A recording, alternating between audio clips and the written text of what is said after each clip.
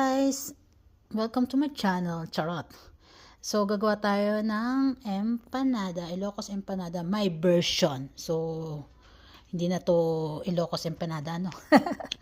So, may longganisa, sibuyas, garlic, egg. So, mostly nakikita ko kung bakit na-boil ko na lang yung egg kasi mostly nasisira yung kanilang pang wrap, alam mo yun. So, tapos ito yung nilagyan ko konting veggie at papaya.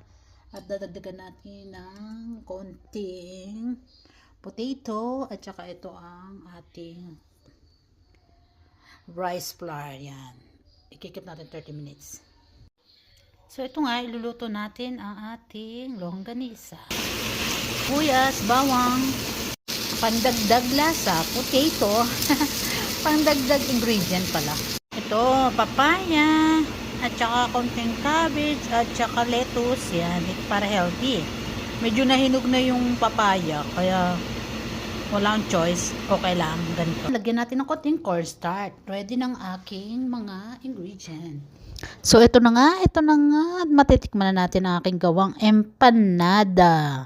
So, yun na nga guys, nakalimutan ko yung munggo ilagay. So, ilalagay ko sana yun, ready na eh. Kaso nalimutan ko, nasa rep. So, yan nga, masasabi ko ay dahil ako ay nagle-less salt or yung mga nakaka-high blood, iniwasan natin yon. So, kaso medyo matabang, kaya lang. Yan na nga guys. Yan na.